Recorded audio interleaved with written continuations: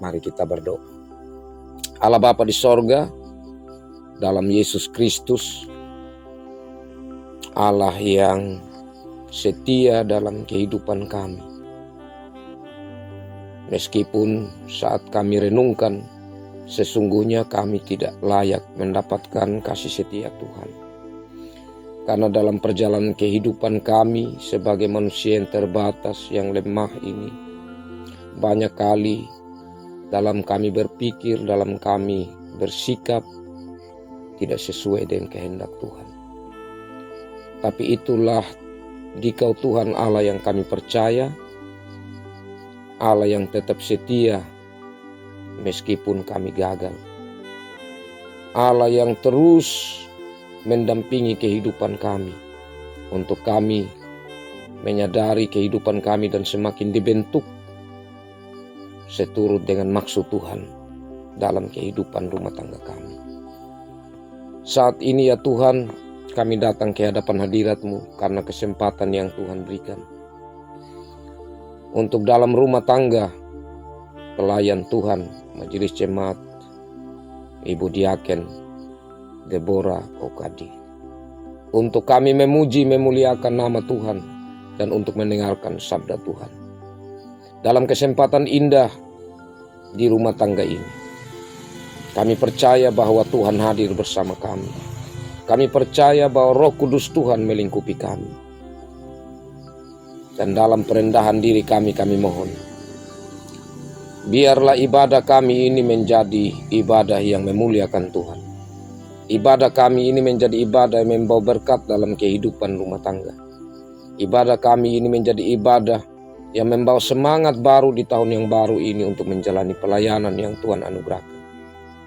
Ya Allah Bapa di sorga, tiba saatnya untuk kami membaca merenungkan firman Tuhan. Kami mohon biarlah dengan kuasa Roh Kudus, firman-Mu ini menjadi berkat dalam kehidupan kami. Mari Tuhan datang dan berfirman-Lah, kami membuka hati untuk firman Tuhan tertabur. Dalam Yesus Kristus kami berdoa. Amin. Kekasih-kekasih Tuhan, saya pilih bagian firman Tuhan dan ini bagian yang disepakati bersama Majelis Jemaat Pusat Pemada. Yosua pasal 1 ayat 6 sampai 9. Yosua pasal 1 ayat 6 sampai 9, demikian bunyi firman Tuhan. Kuatkan dan teguhkanlah hatimu, sebab Engkaulah yang akan memimpin bangsa ini memiliki negeri yang kujanjikan dengan bersumpah kepada nenek moyang mereka untuk diberikan kepada mereka. Hanya kuatkan dan teguhkanlah hatimu dengan sungguh-sungguh. Bertindaklah hati-hati sesuai dengan seluruh hukum yang telah diperintahkan kepadamu oleh hambaku Musa. Janganlah menyimpang ke kanan atau ke kiri, supaya engkau beruntung kemanapun engkau pergi. Janganlah engkau lupa memperkatakan Taurat ini, tetapi renungkanlah itu siang dan malam, supaya engkau bertindak hati-hati sesuai dengan segala yang tertulis di dalamnya. Sebab dengan demikian perjalananmu akan berhasil dan engkau akan beruntung. Bukankah telah kuperintahkan kepadamu, kuatkan dan teguhkanlah hatimu, janganlah kecut dan tawar hati, sebab Tuhan Allahmu menyertai engkau kemanapun engkau pergi. Demikian sabda Tuhan. Berbahagialah kita yang selalu rindu firman Tuhan dalam hidup kita, memelihara dan dalam tugas tanggung jawab yang terus menjadi saksi Tuhan dalam kehidupan kita lewat kemajelisan. Shalom. Kekasih-kekasih Tuhan, dari bagian firman Tuhan ini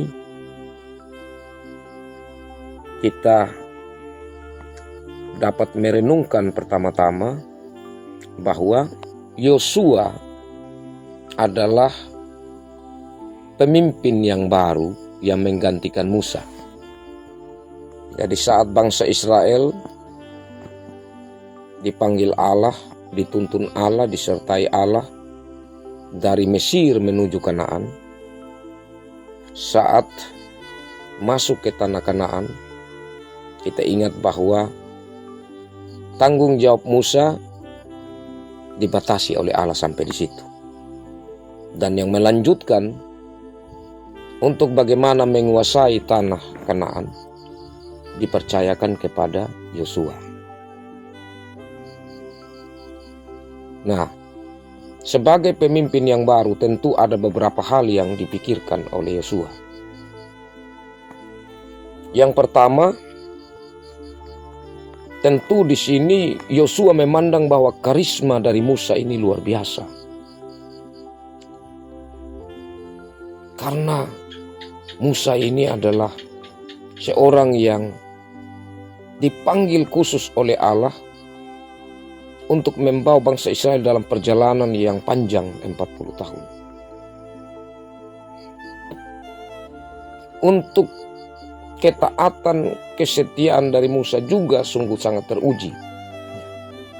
Hanyalah sebagai manusia ada saat di mana dia juga emosi, dia juga bisa jengkel.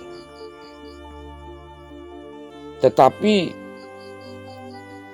dalam keseluruhan waktu kepimpinan Musa dalam 40 tahun itu, Yosua tentu melihat bahwa Musa ini seorang pemimpin yang luar biasa. Karena itu saat dia melihat dirinya, dia merasa kecil. Wih, saya menggantikan Musa ini tidak gampang. Saya ini punya modal apa sebagai seorang pemimpin? Yang berikutnya tentu ia merenungkan tentang bagaimana orang Israel punya karakter. Karena sepanjang perjalanan orang Israel selalu mengeluh. Sedangkan itu boleh dikatakan belum begitu terlalu berat yang menjadi alasan mereka mengeluh. Kalau yang sekarang ini kan mereka mau serang ini Kanaan untuk mereka kuasai. Ini lebih berat, itu pikirannya Yosua. Wah, kalau begini ini jangan sampai ini bangsa ini melawan sama saya sebentar ini. Bagaimana? Nah, karena itulah maka firman Tuhan datang kepada Yosua 3 kali. Ya. Kalimat kuatkan dan teguhkanlah hatimu. Nah, kuatkan dan teguhkanlah hatimu yang pertama,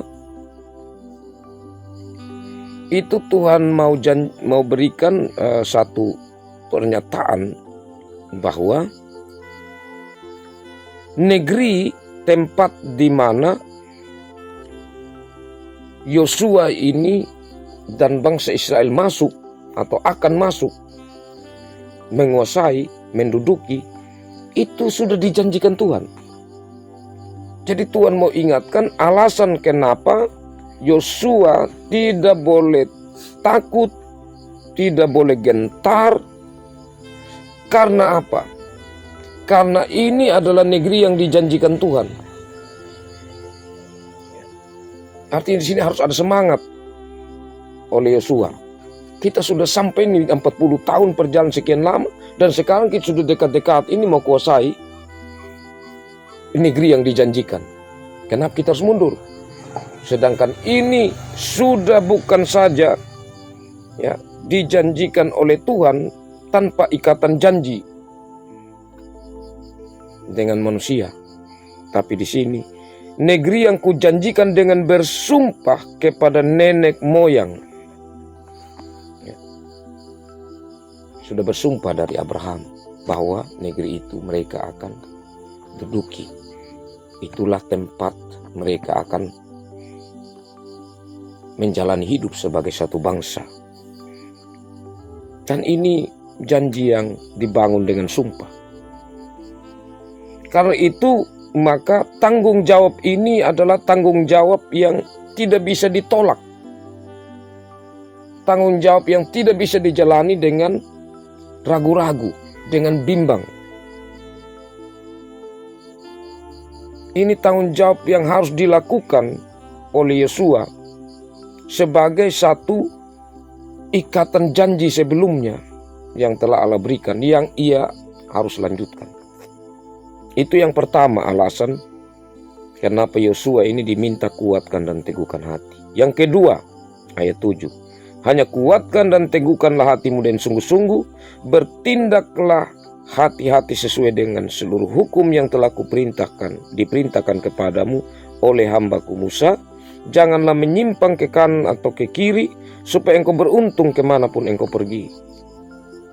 Nah, di sini Yosua diminta untuk tidak goyah, untuk tetap teguh hati. Karena apa?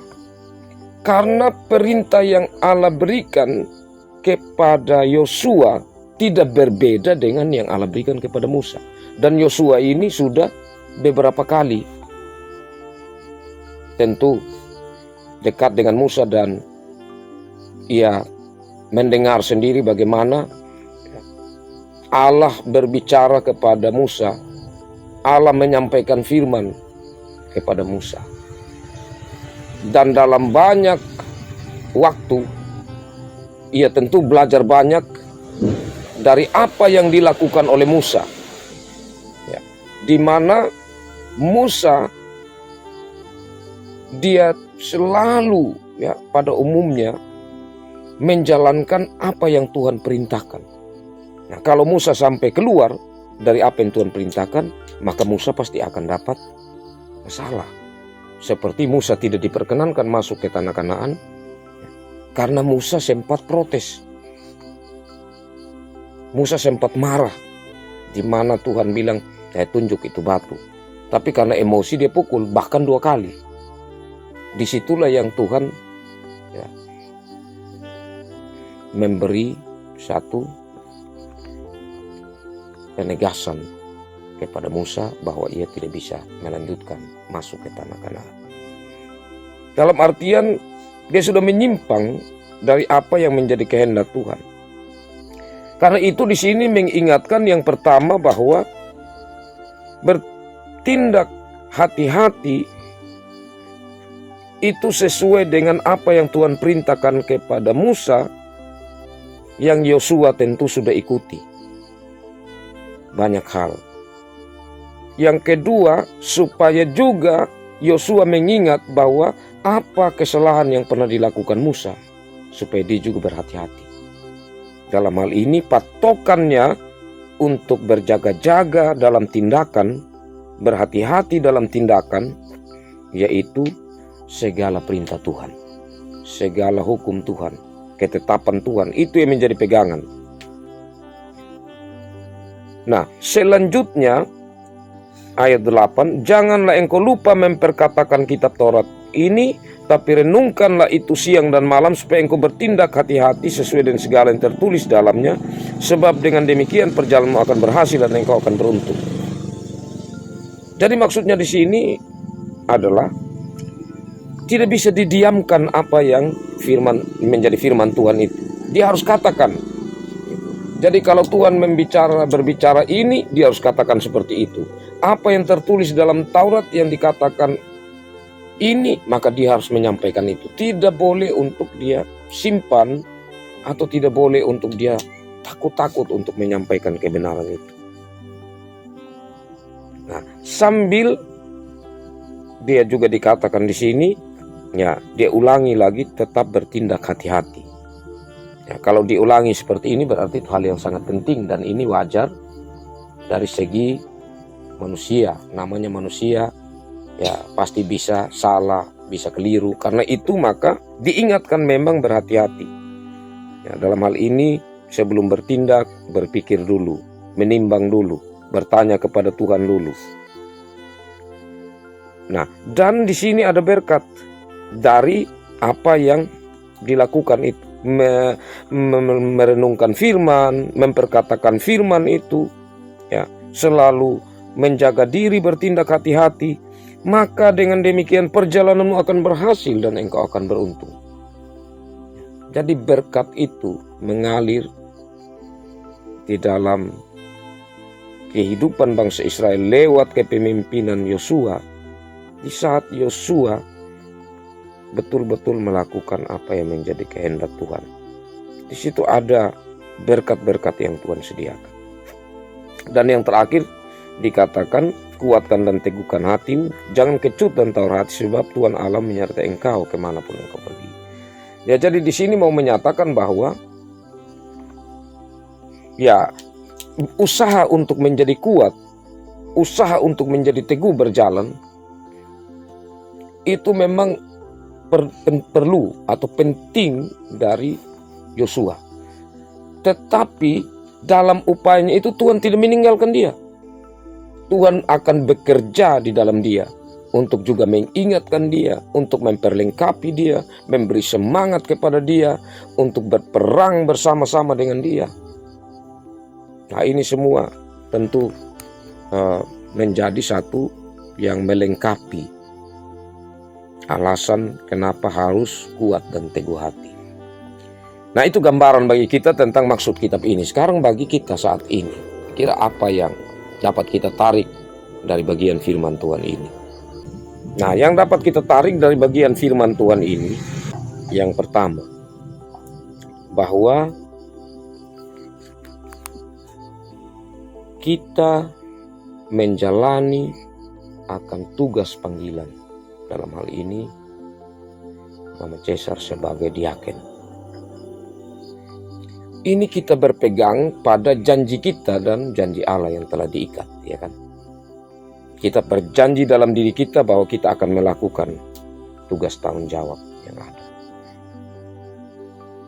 Dan Allah juga berjanji untuk memperlengkapi kita dalam tugas panggilan yang ada.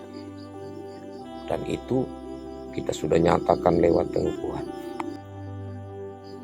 Nah, ini yang kita pegang terus sehingga sampai di saat dimana kita masuk ke tahun keempat, periode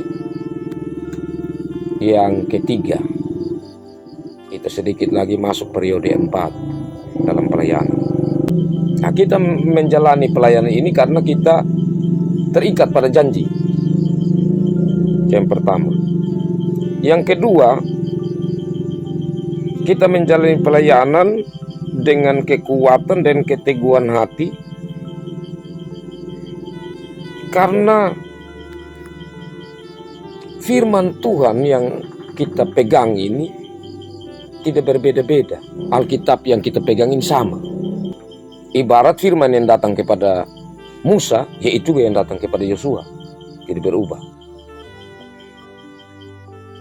Nah, karena itu maka kita punya pegangan bahwa yang kita bawa ini bukan kita punya, tapi firman Tuhan yang kita nyatakan. Karena itu maka kita bersyukur kita dipercaya untuk menyampaikan ini lewat tugas kemajelisan. Hanya yang diingatkan kepada kita agar kita selalu memperkatakan itu, artinya maksud kita tidak jemu-jemu begitu, tidak jemu-jemu dalam pelayanan, kita tidak selalu menunda pelayanan. Renungkanlah itu siang dan malam. Kenapa kita perlu renungkan? Karena firman Tuhan ini dalam, tidak hanya 1-2 kali. Karena itu maka kita juga membuka ruang, ada juga kita terus diperlengkapi lewat PA majelis. Karena sih kita renungkan selain kita merenungkan secara pribadi. Untuk supaya kita terus mendalami. Kenapa? Karena dengan demikian kita tahu kita sedang berjalan kemana. Ke kiri kah, ke kanan, atau lurus sesuai dengan kehendak Tuhan. Dan kita percaya bahwa di saat kita melakukan itu benar sesuai dengan yang Tuhan kehendaki, maka disitulah kita memperoleh berkat. Kita akan merasa ada sukacita tersendiri, dan berkat-berkat lain dalam kehidupan kita. Ada kenikmatan dalam pelayanan yang kita rasakan. Dan yang berikut, dia katakan di sini bahwa Tuhan tetap menyertai kemanapun Yosua pergi, dan tentunya Tuhan menyertai kita kemanapun kita pergi. Kata menyertai di sini kemanapun, ini mau menyatakan bahwa Tuhan kita Allah yang hidup dan tidak akan pernah meninggalkan kita. Itu janjinya. Ia akan terus menyertai kita. Nah, kata terus menyertai kita ini juga berhubungan dengan saat-saat kita sulit, saat senang, artinya dalam keadaan apapun dia akan tetap menopang kita. Nah, yang terakhir kekasih-kekasih Tuhan. Tentu firman Tuhan ini datang bukan saja bagi ibu diaken, tapi bagi keluarga. Karena bagaimanapun juga, seperti Yosua, dia juga punya keluarga. Tetapi sebagai pemimpin, dia bertanggung jawab atas keluarga. Dalam rumah tangga tidak bisa dipungkiri bahwa Bapak Cesar adalah kepala keluarga. Tetapi juga dalam rumah tangga, Mama Cesar juga adalah seorang diaken. Maka di sini keluarga yang diberi kesempatan untuk melayani Tuhan penting untuk terus mendalami kenapa Tuhan percayakan kami di rumah tangga untuk menjadi bagian dalam pelayanan Tuhan. Itu terus didalami, direnungkan. Kalau dipikir-pikir ini kekasih Tuhan, banyak orang yang sebenarnya merindukan untuk menjadi pelayan Tuhan. Tetapi Tuhan melihat tentunya mana-mana yang dalam masa ini, dalam masa selanjutnya, yang Tuhan mau pakai menjadi pelayan Tuhan, itu tidak mudah. Tuhan tentu memilih. Dan disinilah kita merenungkan, kita bersyukur karena Tuhan pakai kita. Pakai rumah tangga kita. Dan saya pikir sekian lama Bapak Cesar punya pengalaman bagaimana berjalan dengan Tuhan dalam mendukung pelayanan Mama Cesar sebagai diaken.